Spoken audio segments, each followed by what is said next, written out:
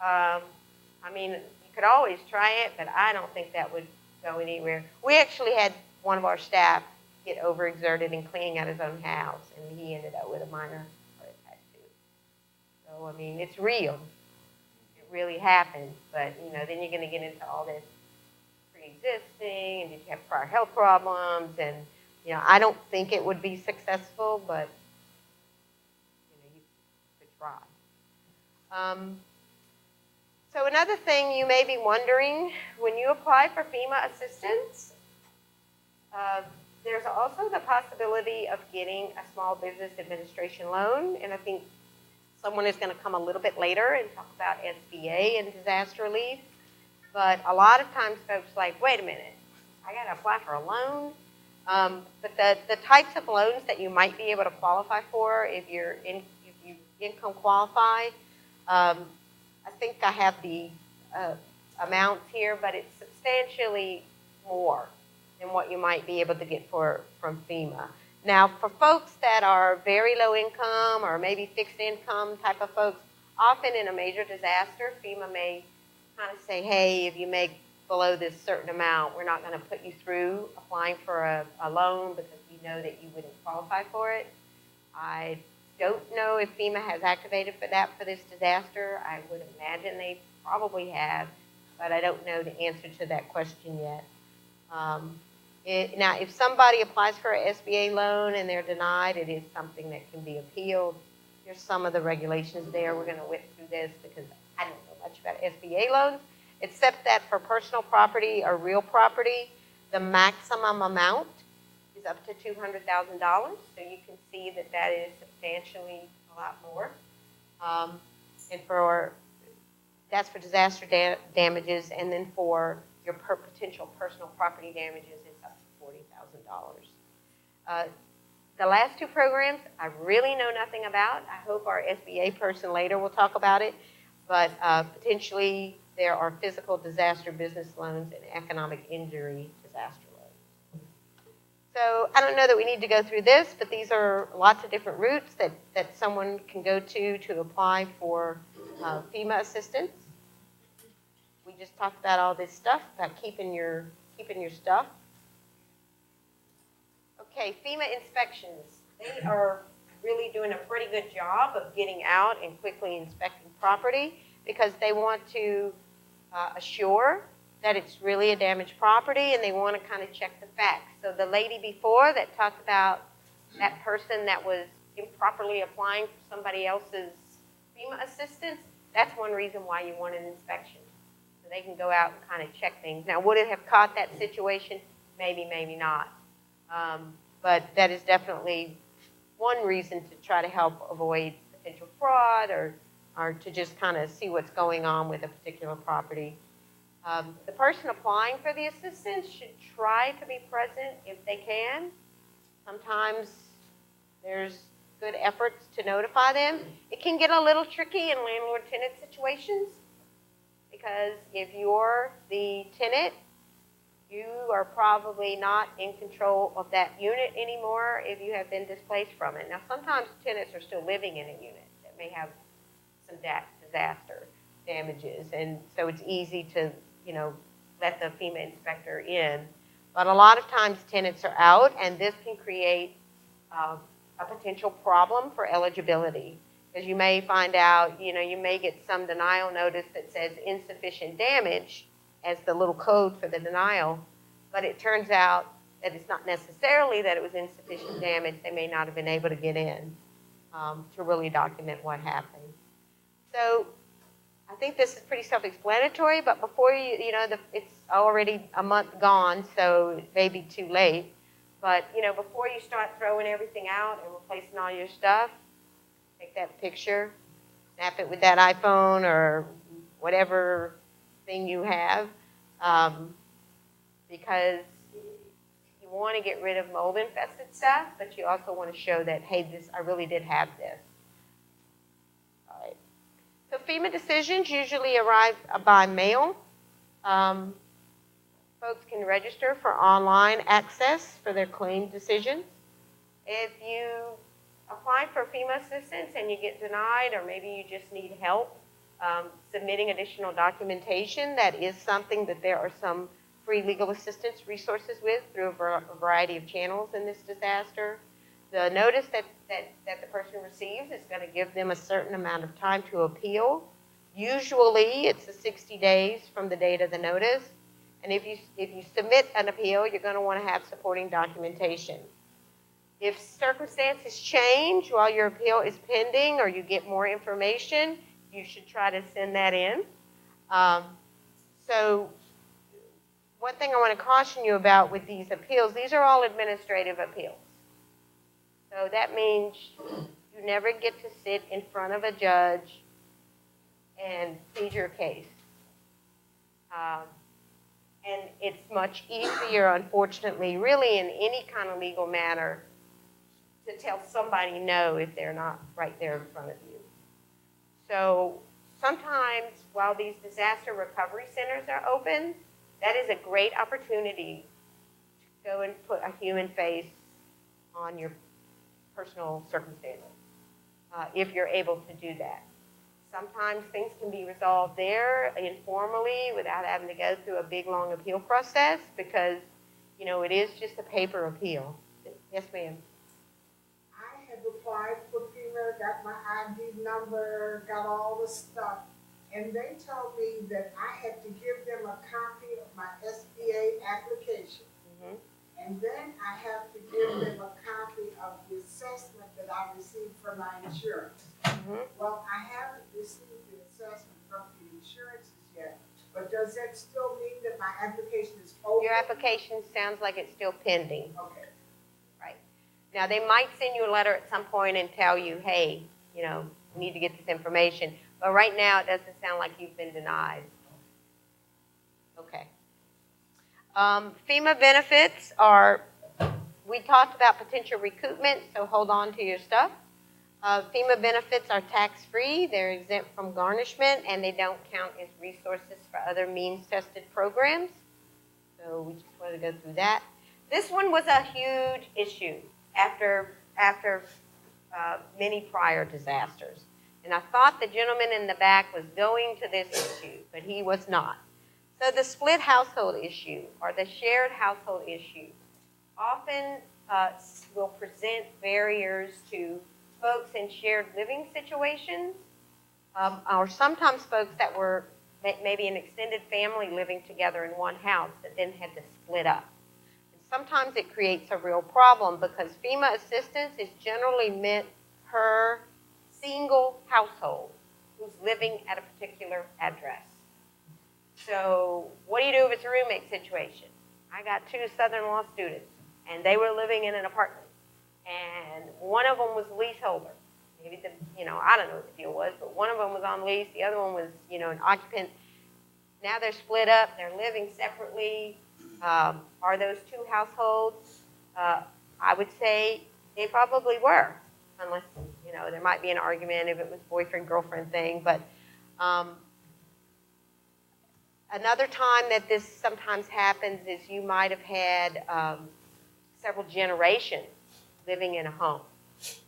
And then there's just such a lack of housing that they can't get back together. So the disaster ended up splitting them. And so they need 2 assistances. Yes, sir. You guys are the most polite group. You wait for me to call on you and everything. Pardon me? Stand up. Okay. I'm John Brown. I have a unique situation. I live with my mom, but she just came from the nursing home in July. So I heard earlier that she had lived in a residence 6 months prior to the disaster. In my case, I did not live there prior to the disaster. Our car got damaged. My car got damaged, so I filed that with my personal residence. Mm-hmm. So I went to one of the sites to make sure that that was clear and would be a conflict or any evidence of any type of likely fraud. Mm-hmm. So the question is,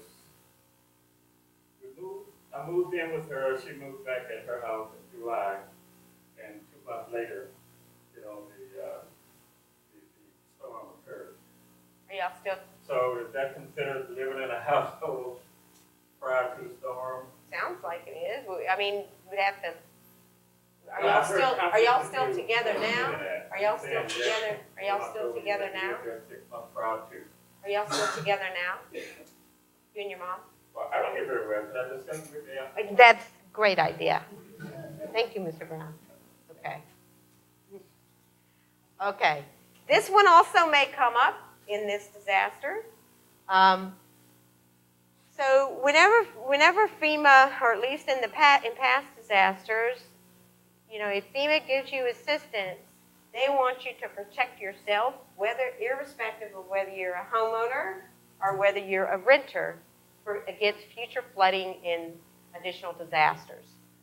So FEMA is going to want, they usually set aside a certain portion of whatever they give you so that a flood policy can be purchased. And FEMA usually purchases those flood policies, sends them to you after a disaster, or that's the way it has worked in the past. We actually have a situation I learned about today with somebody that got flooded out in March, and the flood policy had not yet been purchased, and they flooded now. So we'll have to run that up the flagpole and see what might happen with that. But there is this flood bar issue. So if you live in a flood zone, and you have to be in a floodplain, and you previously got FEMA assistance in a prior disaster, maybe it was Isaac a few years ago, and you didn't maintain flood insurance on your home or on your rental, you know, your contents or whatever, it could be a bar to you getting relief in this particular disaster. So we haven't really seen that issue yet, but I'm sure it will arise. So what are some other reasons that you might not get approved for FEMA assistance? If there's a failure to keep in touch with FEMA, but you know, that's not the first thing they do. I mean, there will be multiple attempts to try to get information. Typically, if we're sending stuff into FEMA especially by fax, you know, sometimes we're sending a 10 or a 15-page fax, but everybody else is also sending 10 and 15-page fax. So when you want somebody to try to help you, it makes it easier for them to help you if you make their job easy too. So one thing you want to do is on every single page of that fax, you want to put the FEMA registration number and the person's name, and maybe you want to put what page it is. It seems like overkill, but if you're in an agency that is getting thousands of faxes a day, it can help. You know, that one page that goes missing might be the page that is really pivotal in your case. And if your application gets withdrawn for no contact, FEMA often will, if you contact them, I mean, not a ridiculous amount of time, but you know, if it's maybe a couple weeks later, oftentimes they will open it back up, even if they have previously closed it for failure to contact. We talked a little bit about the renter access issues, so I'm not going to go over that again. That usually comes into play with trying to get inspections of the property. I'm sorry that this slide is so small. We talked about this a little bit too, appealing FEMA decisions. That is a paper appeal, so you know, frequent contact is often a good way to go. You know what they say about the squeaky wheel. You want to be a nice squeaky wheel. And try to have physical contact if you can by going into a DRC. Sometimes it's just not possible. We already said that. Okay, so there is one potential option, maybe even after appeal. There are some civil rights protections in the Stafford Act. So FEMA can't discriminate on the basis of race, color, on the basis of race, color, religion, nationality, sex, disability, age, or economic status. This is very different kinds of language than you usually see in most anti-discrimination statutes. An economic status, I didn't know if I've really ever seen that in any other kind of federal statute. So what exactly does that mean? who knows? But you can always try something out if you think somebody was denied for something, and maybe you think it was really an income issue that disproportionately impacted people in a certain economic class. You might be able to argue that. The only times that we've ever used this civil rights violation to reopen something is in the case of somebody with a disability that maybe just didn't understand what they were supposed to do, or maybe they were a senior. A lot of times in those no contact cases, sometimes you can open up a bunch of older ones. Maybe somebody had a health issue, like this guy you're talking about. I mean, you might have somebody that had a really serious health issue. And so sometimes we're able to use the disability. I don't know that we've ever used any of those other categories. Mr. Brown was first, then this gentleman, and then somebody back there. Again, I guess I have a lot of unusual circumstances. I bought some, well, with the advent of technology, there are a lot of different terminologies these days that require meaning. Effective, hang on. Okay. The terminology rent and rent to own. How is that being treated? Oh boy. I was really hoping I could avoid that question. Rental property, and it was set up in a 5-year plan with a substantial down payment. And can I consider that, or should I consider that, or what does the law say about how to handle that? Because I've been gutting and paying people, to clear that place out. But the more I think about it, we share the taxes, we share the insurance. We who? Who's the we? The person I'm purchasing the property. Oh, okay. So I'm thinking, I shouldn't bear this all alone, If it's co-owned property, Laura? yeah, that's probably correct. That's the issue. Oh, the question was, if property is co-owned, but it sounds like this is not a primary residence for this gentleman, and so what are his potential rights to potential reimbursement or cost sharing with another owner? So, I mean, if you own it equally, you're both equally on the hook. But if you're talking about the person that was trying to buy it, that's definitely a situation where you'd have to see that document and see, is it a bond for deed, is it a rent to own, or what is it? We have a good contract attorney to probably just look at it and see what. We're going to talk after this. Okay.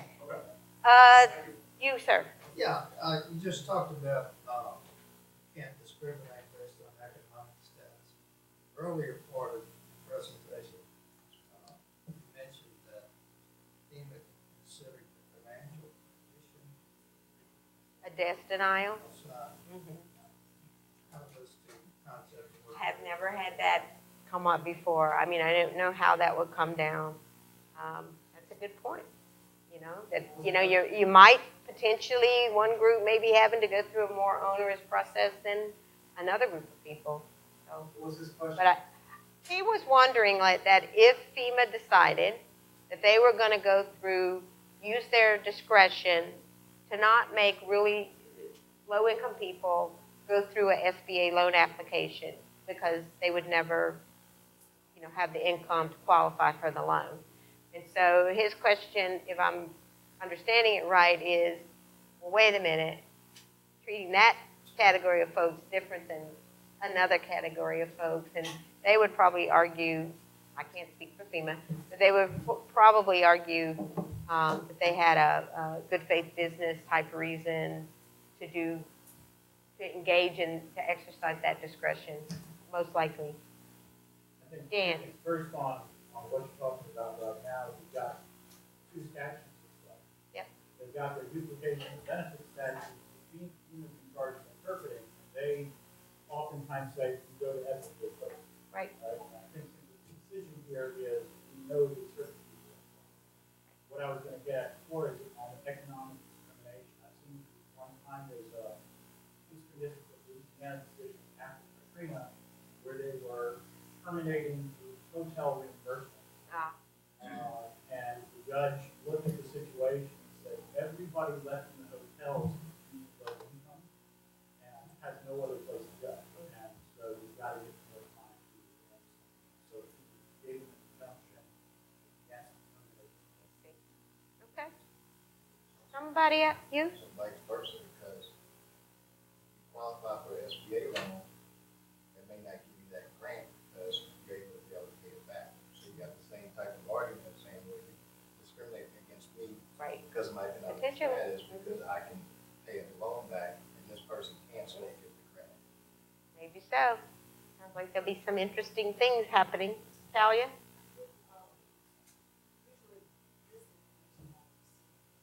But if your income is below a certain level, or above a certain level, they will refer you to it. That's correct. And that's what they do. They look That's exactly what's at happening. guidelines. Anyone whose income is above a certain level, they are referred to SBA.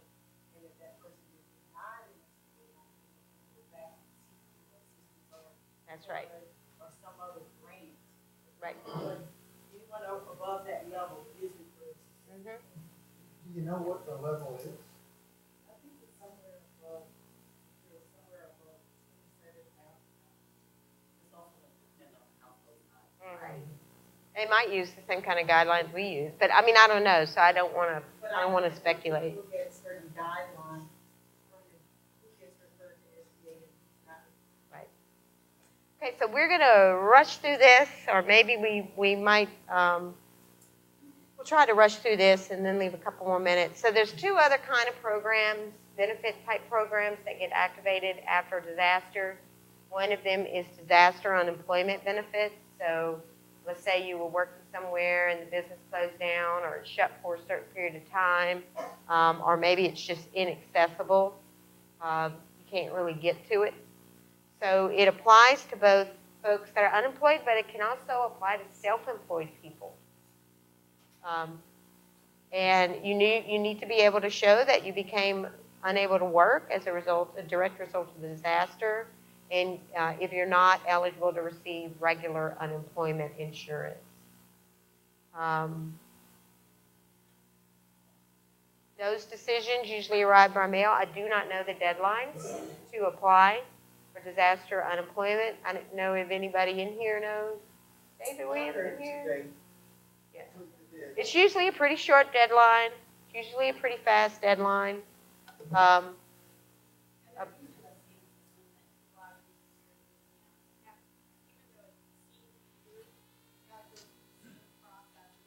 Right. That's right. Thank you. She said you still have to go through the regular process and click all the potential boxes on your application for unemployment assistance. Thank you. Good. But I don't know. So if that's something somebody needs to check out, or if you're like, oh, I didn't know you might be able to get something if I'm self-employed and now I can't work because whatever reason, that might be something that you might want to look into. There's another program called Disaster Food Stamps, or DSNAP, Supplemental Nutrition Assistance Program, formerly called the Food Stamp Program. It's pretty lenient much more lenient after a disaster than normally. Whenever the program is looking at things like assets or whether you can get certain types of potential resources. So the usual financial eligibility rules are much more relaxed. It's much easier to obtain those kind of benefits. Often you'll be able to get DSNAP benefits for somewhere between 1 to 3 months, whereas otherwise you might not have usually qualified for those. I'm not sure of the deadline for that either. It depends on what the state sets, and sometimes they will extend it. They may announce one deadline and then it may end up getting extended at a future date. So this last slide is just some potential places to look at for information. We've talked about most of these before. Look at FEMA's website. You can take a look at that National Disaster Legal Aid website. If you're an attorney, you can access certain types of resources through pro bono net, like sample FEMA appeals and sample forms and all kind of different things that you might want to take a look at. The Louisiana State Bar Association will post all this information on their website and these PowerPoints, and it's at www.lsva.org/dr. And then a couple of our staff that helped put this together, Rowena Jones, she's our employment and public benefits managing attorney in our New Orleans office. David Williams is our litigation director. You can email me, and you can also look at the Louisiana Law Help website. So do we have any other questions? I think we have about 3 minutes. I have a question, and maybe able to answer it. It sounds like you have some attorneys in the room that may be able to answer it from Katrina. We're getting a lot of calls at our firm about the use of the money. So a lot of the areas and neighborhoods, everybody knows, a lot of elderly neighborhoods where, let's say Sherwood Forest, back in Sherwood Forest, people have been living there for years. Elderly people, they're big homes. A lot of them didn't have flood insurance. They don't qualify, they're going to get grants. But a lot of times these people are the age where they'll get the place they'll gut it and get it to a suitable place where it's drying out, but they're not going to rebuild that home because the person's close to going to living in assistance living and whatnot. Has anybody seen a situation where FEMA goes after that person for that money later, and sadly, if that person passes away, is it a situation where FEMA will go after the estate to recoup that money? Have you ever seen that, Rainey? Rainey worked with us too right after the disaster. She's now working for the agency. Have you seen that? I didn't see it personally, but the regulations will allow that to happen. If there is a situation where they're not going to rebuild the property, the better thing to do would be to contact FEMA. The regulations allow them to change the designation for the funds that they receive. So just contact FEMA ahead of time. Let them know that they're, instead of repairing the property or replacing the property, they're actually going to take the funds and move them, use them for whatever purpose they're using it for. Should be housing related and should be documented. I would say that if they're, we're mostly talking about FEMA right now because that's the main program that's rolled out. There is also the shelter at home program. But if there is a road home type program developed, there may be different options under that program. And sometimes they would often allow you to change your designation. And a lot of times it could have been an elderly situation where something happened and, maybe at first they thought they were going to rebuild, but then later they realized this is just too much for me at this point in my life, and so I want to switch to that option. So that may be something that might come more into play later in the event there is a major rebuilding program. Yes? I want to add an additional reason you want the property switched to what you're using it for is that the later programs coming down are going to look at the benefits received as a potential duplication of benefits. Yep. So if you could have said to FEMA, I'm going to use this to buy a car, and that was an allowed use, that's what FEMA chose it for, then when you come to a later program to repair your house, they're not looking at the fact that you got FEMA money to repair your house. Right. So you want to try and keep it properly selected, but also, along with what we talked about before, keep all your documentation of what you do put into your house, because that's later down, way later down the road. Yeah, it could be a year or two. You don't know what it's going to be. And usually that other assistance may get deducted from whatever else you get. I think you had your hand up. Mine is going to be real quick. Under the other needs assistance, medical and dental bullet point, can you give just a couple examples of what would actually qualify? The type of things I've seen are things like replacing medicine, replacing dentures, almost more the equipment type of thing. I mean, sometimes you might have had somebody, let's say somebody was evacuating in that Cajun Navy boat or whatever, and, maybe they got hurt, or maybe they were working in that's not a good example, but potentially if you somehow got hurt as a direct result of the disaster, potentially you might have a claim, Not you know? cleaning up or mitigating, but. Yeah, I don't think cleaning up or mitigating. And can you think of any other things you saw? It's Almost usually, everything I it saw. really is equipment. It's equipment, medical equipment. Right. What it means. It's not That's gonna what I always saw. It's not gonna be healthcare costs. That's gonna be connected to whether or not that's something that could be covered by private insurance or Medicaid. Christy is next. So it's not gonna be Here, but I think medical there's costs. two other people that are presenting. This lady, I have it. Tenants on the second story apartment in a complex Lucinda is entire not here first anymore. floor. I spoke first.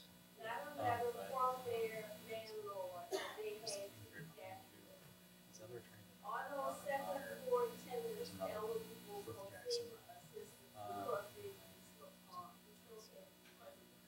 I would say there's a pretty strong argument. I mean, even though it wasn't a mandatory evacuation, if their landlord is telling them, you have to leave, it's uninhabitable, I'd say that's a pretty strong argument. They're supposed to roll right I off. mean, that's a pretty strong argument It's supposed to be. for rental assistance. Forget about that landlord tenant eviction stuff that we heard about earlier, but just for the rental assistance. Someone over here, You had announcements. this lady, yes. Okay. She stops. And add to additional programs that make them, FEMA litigation program is one is a grant program that you might want to research as an option if, for instance, like you said, if you had somebody working, you started working your house a little early, then you came back and you needed some kind of requirement or something like that. Same as if you were elevating, you started elevating your home a little early and then the requirements came a little later. You can go through the FEMA mitigation program to get additional funding. It is still like an administrative process, but the only thing about that is they and the municipality has to list the eligible activities. Right now, elevation is one of them that may be considered. Maybe construction issues may be one that's considered, and so they just have not designated exactly what type of activities the mitigation grant. So if you go ahead and start the process, I think. Okay, we're out of time. Thank you so much.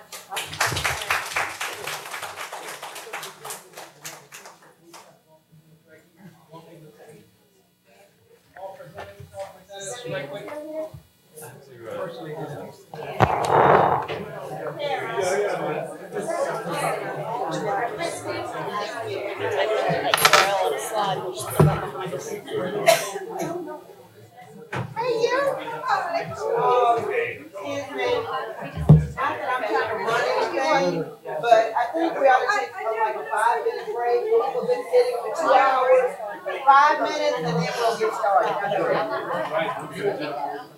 That's good. Give me a chance to get my picture. Because that's what I'm trying to put together. I thought they were going to take a break this time.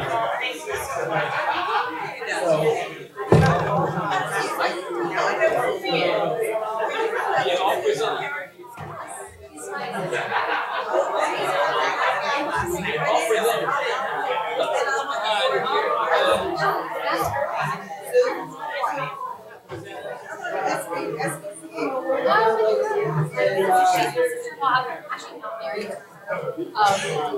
Chris's brother anymore?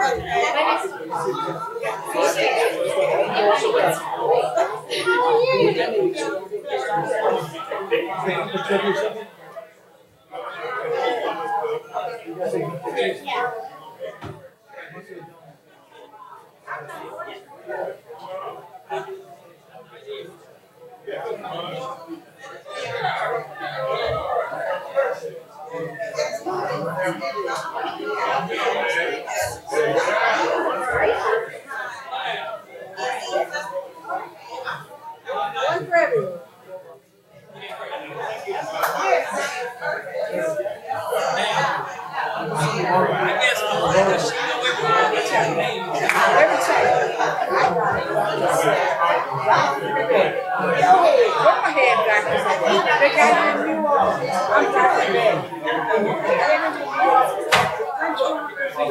your name written on it. And sometimes that's just struck. That one lost in the flood. I saved that. I can't take it.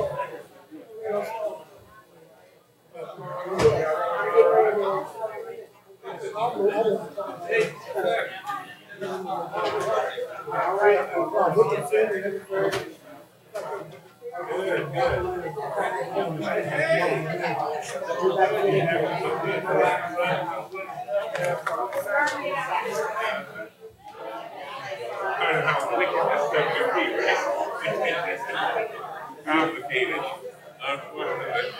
Madness now. Well, some TV started had you on this morning. The woman came here at 6:30 in the morning and did a broadcast right up in front of us. How you doing? I drive up. She said, oh, I just wrapped up. I said, you just wrapped up? It's a cold. My God. My God. She got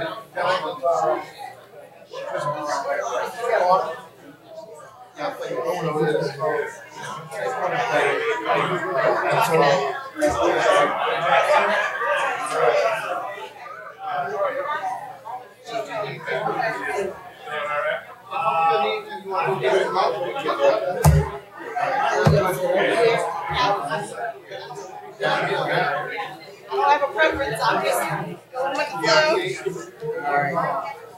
You know how I do it. Yep.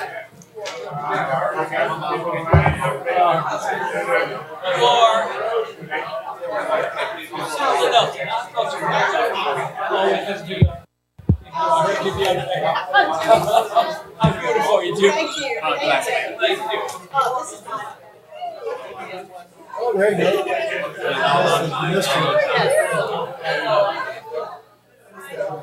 Okay. I know I don't look this. I saw you. I said that.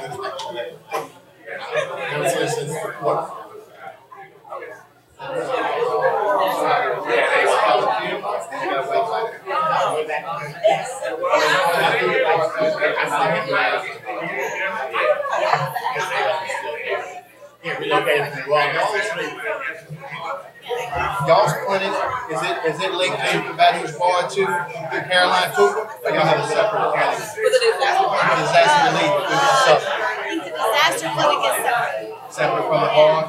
Oh, yes. Okay. Do y'all have a website or something? Y'all take volunteers and stuff? We do. It's listed on the website. It's on the SULC website.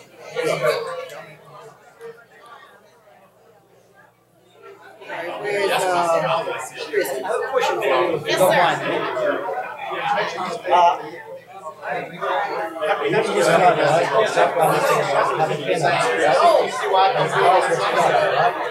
And now the tenant leaves.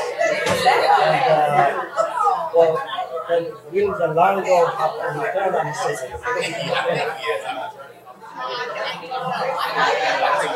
I'm succession.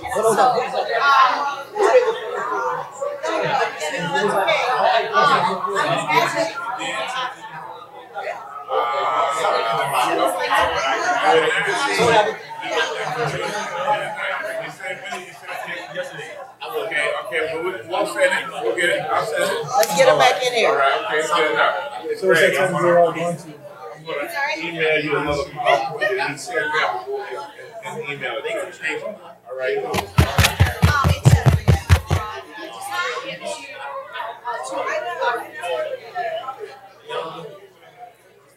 Okay. She said to me today, I was like, oh,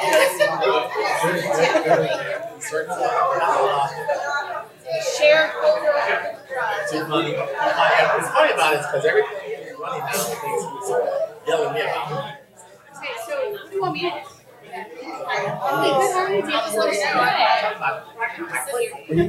Are you speaking after she is? Yeah, we're just kidding. Is there anyone in particular I need to stand, or is it just like voice? I don't know. Okay, just closet them. Bring some up, because I would love a bottle. You'll put it outside? Yeah. If you can, if you have questions, introduce this mic and have them speak to it. They may not be able to hear through there, but I think that might help the people remotely. Okay? So welcome to our bring that way. And then when it's your turn, if she can do the same, so I can button this. Okay.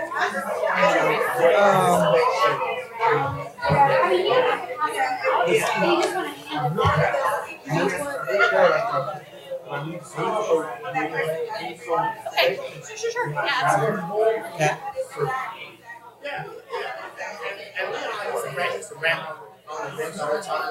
All right, let's get settled down. Let's get rolling. All right, ready? All right,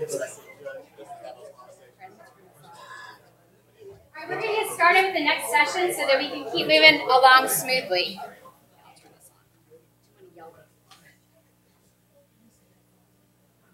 Good evening. Hello. I am Christy Kane. I'm the Executive Director of Louisiana Appleseed, and we are so grateful to Chancellor Pierre and to your faculty who are here at the chance to speak with you today. So we are a statewide nonprofit. We recruit lawyers to do policy-level pro bono work. So what does that mean? We ask attorneys to help not just clients, but help causes and issues, help us change the bad laws, the laws that really disadvantage people in our community, both in times of disaster and not in times of disaster. So we're part of a national network. We're, I want to say, relatively new to Louisiana, but we're kind of not. All of a sudden, it feels like we're not. We've been around for probably about 7 years. And so we do have offices in New Orleans, but we're a statewide nonprofit. We've been spending a lot of time up here, both in the legislative session, but then also lately to try to help the community. And so I'm the executive director. I was in private practice for a while and left to help start this nonprofit. So we're here today because part of our initiatives and our projects that we've had going on over the last 7 years have had to do with heir property and title issues.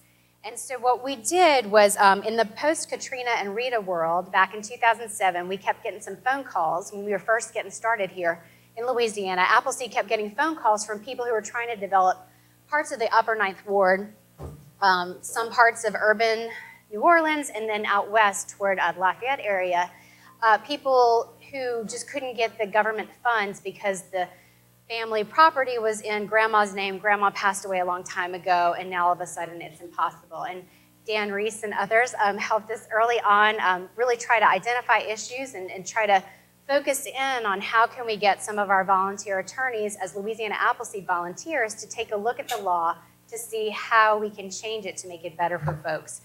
So in 2008, Senator Edwin Murray sponsored a study resolution, and he started working with the Louisiana Appleseed volunteer Malcolm Meyer, who wrote one of the Horn books on real estate law in Louisiana. And so he was really well-versed in title and real estate issues, but he really hadn't looked at this particular issue with the lens of what happens to a family after a disaster when they live in generational homes, but they can't access funds. They might have lived there, they might have paid taxes, they might have mowed the lawn, done all the right things. Everybody's happy with them living there, but when a disaster strikes, the government needs more information, and the insurance companies need more information, that kind of thing, before they can issue checks. So Malcolm started looking at the law in small successions and kind of some of the barriers to the legal system. Why weren't families using the legal system to access, to have clear title? And one of the barriers is it cost too much and it took lawyers way too long to do these successions. And so Malcolm took a look at the law on small successions, and I have to look at my timeline, in 2009, he and Senator Murray worked together to pass Act 81. And what it did was it simplified Louisiana law on small successions. So a small successions affidavit, after that law passed, could now be used with immovable property. Before it was just movable property. So we changed it to include land, homes, funeral plots, things that don't move. And so that was a big change in the law. And we also, there was a ceiling on the small succession procedure that was $50,000. The estate had to be valued at $50,000 or less. We were able to bump that up to $75,000 or less. Our fingers are crossed, and we would like for it to bump up even higher. But we're taking a look at that now. So anyway, but that was back in 2009. We did get that law changed to cast the net wide when it came to small successions. We went back to the legislature little by little each session to try to get them to cast the net wider. We actually asked the legislature, and they went with it, that the value of the estate doesn't matter anymore if the person died 25 years ago or more. So in other words, you can use the small succession affidavit on an estate, regardless of the value, as long as the decedent passed away more than 25 years ago. So again, just trying to cast the net a bit wider to make it easier and less expensive for people to clear title in the community. We also did a little bit of work with the legislature in the realm of partitions. And in 2012, again, we went back to the legislature and asked them for a presumption of ownership in times of disaster. When a disaster is declared by the state, we now have a rule of civil procedure in effect. It's Civil Procedure Article 3422.1, and it says that in times of disaster, if a person has lived on property for a year and maintained it, if the property is subject to a small succession, in other words, it meets the requirements that we just talked about, it could go through the small succession procedure, you can get in line with the government. There's a presumption of co-ownership. You don't have to wait till the succession is done to start filling out the paperwork. We're still seeing how that's playing out, honestly, in the realm of post-disaster, post-flooding. We're hoping that the legislative intent, which is made very, very clear at the end of the article, it was the legislature, I have the language with me, but they said it is the intent of the legislature for people to be able to use this code article to get rebuilding funds in a fast way, something like that. So, so we're hoping that that intent will go a long way, but again, we're still kind of trying to see how that's going to play out in this post-flooding world. We do know this, that a succession procedure does have to be complete before the government can issue a check. But hopefully our hope is that it will help people, and I think the legislature's hope is that it would help people who don't have their title clear yet to at least begin the process, to begin the application process, to start the recovery process, but again, before the check is issued. They will most likely have to complete a succession. So since this time, and I know our professors will probably talk in way more detail, and if I said anything wrong, please correct me, but we just wanted to let y'all know a little bit about some of the legislative developments that have happened over the last few years as a result of Louisiana Appleseed, Southeast Louisiana Legal Services, people at the government like Dan Reese, people who've just kind of been working together on this dialogue of how can we improve the legal system so that more people have access to it, especially in times of post-disaster, but also proactively, because having clear title it's a wealth generating tool for families. It's not just about, well, when's the next disaster and how do we get a check to rebuild? It's about building credit and assets and wealth and making sure that that house, a lady in New Orleans described it so well to us one time. She's thanking us for some of our legislative work, and she said, now when I lock the door at night, I know nobody's going to take the house from me. And everyone, especially people who live in family homes and have worked so hard generation to generation to keep that home, should have the ability to build wealth and to have the paperwork in their name. So since the legislative improvements, and we're still hoping for more, I think, we've been kind of trying to educate both lawyers and the community on why it's important to have clear title and how they can get clear title. So thank you for your time. Thank you for your support. Those of you who testified with us at the Capitol and worked alongside with us, we're just pleased and thankful for your help. And I passed out a little thing about kind of who we are and what we do, but we do have this community education booklet called Protect Your Property, that if you are part of a community organization, if you're in a neighborhood where you think people could use a community-friendly piece to understand the importance of clear title and how to get help, we're almost out of these. I think we're going to get more printed up soon, but I do have some with me today. So I'm happy to give you a stack or get your name, and we'll help get them to your communities in need. Okay. They're also in multiple languages, correct? They are. Thank you for that, Vali, sir, or whatever it's like. Yeah, so they are in English, Vietnamese, and Spanish. So, and if you have another language you would like it in, let us know, and we can probably get someone to help do that. So thanks for that question. And so without taking up too much more of your time, I will turn things over to our academic. Thanks.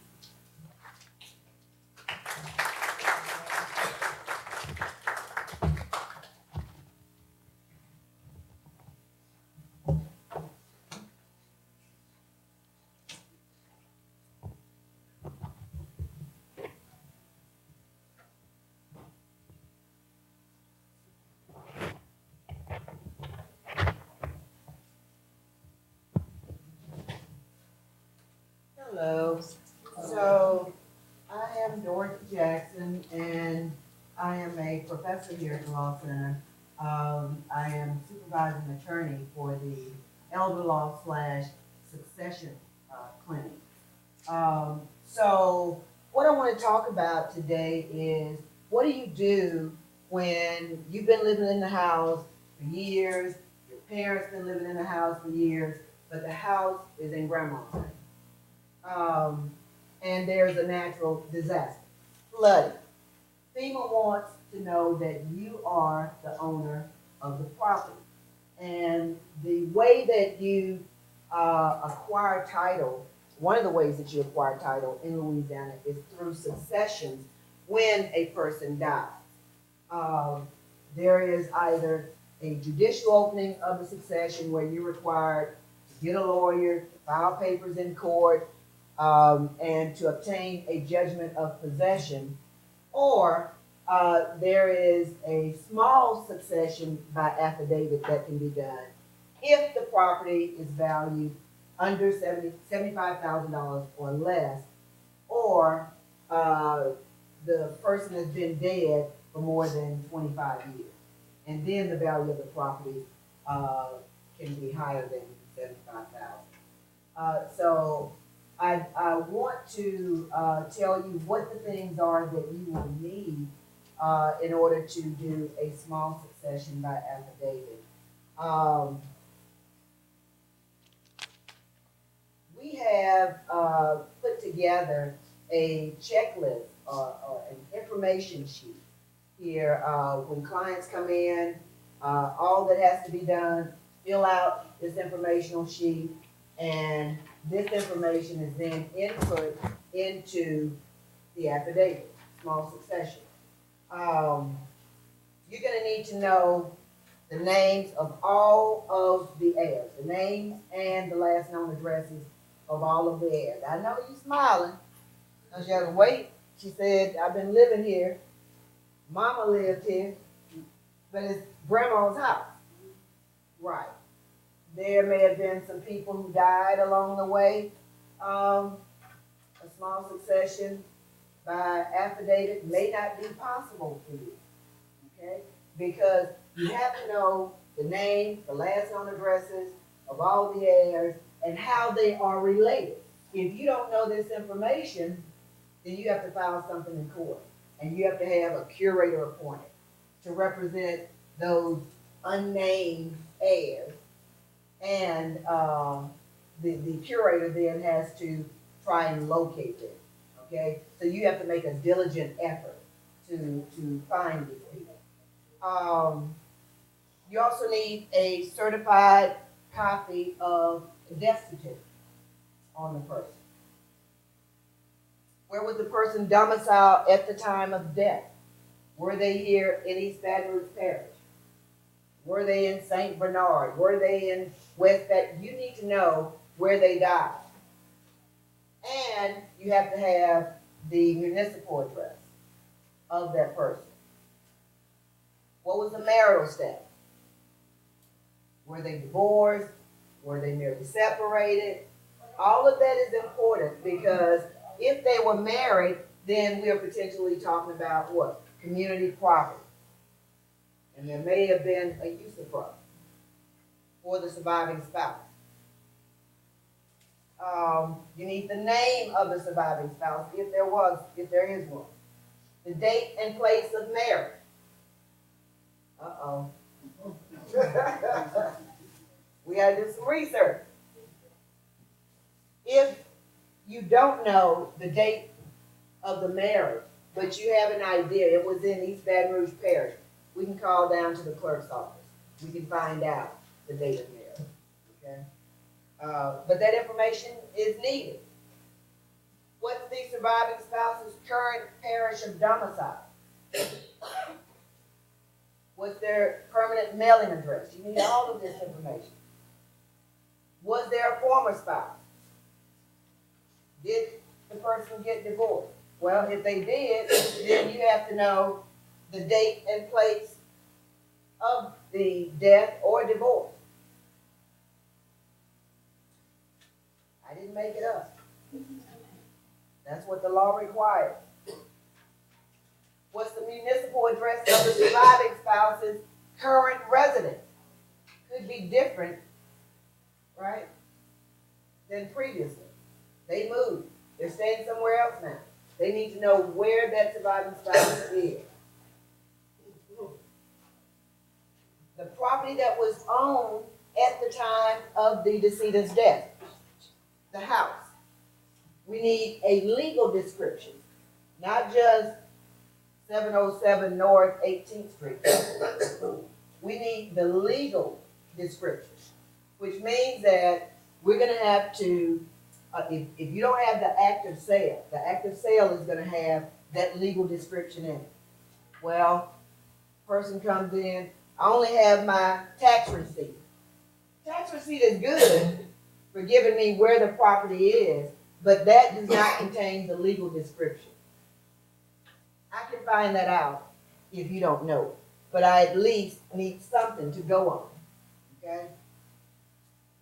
But that legal description is very important. That is what is going to transfer the title, excuse me, into this person's name. Once you have the legal description, the tax assessor can then take that information, match it up with the old owner, remove the old owner's name, and put your name on it, okay? But he can't do it without having the legal description. And you have to have a list of all property, not just the house. Did they own a car, right? A succession is the transmission of the estate of the dead person to his successor. The estate includes all property, all obligations that he owes, all rights that he has, okay? The estate, not just that house. So you have to have a list of all of the property, and you have to have a description of it. If it was a 1990 Cadillac, CTS, or whatever it is, we need a VIN number. Okay? All of that has to be put in this affidavit. If it's a bank account, you need the bank account number. Where is the bank located? Because you are putting these people who are basically holding this property, you're putting them on notice, right? That this new person is now the new owner of this property. And they have the right to claim it. So you bring a document to the bank needs to know what account. Where is the number? So you have to be very particular and make sure that you include all identifying information on each item of property. Is it separate or is it community? Is this a house that was owned before this person got married? Is it something that he bought with his spouse? You need to know whether it's separate or community because of how it's going to be distributed. If it's community property, the surviving spouse is going to get a usufruct over it, but the children or grandchildren are going to what? Get naked ownership. They own it, but the surviving spouse gets use of it. And so that's why we need to know whether it was separate or community property. And the value. How do you determine what the value of the property is? Tax assessor's office has an assessed value. I don't know how close that is to market value, but the code says that you have to list the market value of the property. Okay? That has to be included in your affidavit for small succession. If there was an appraisal done within very recent,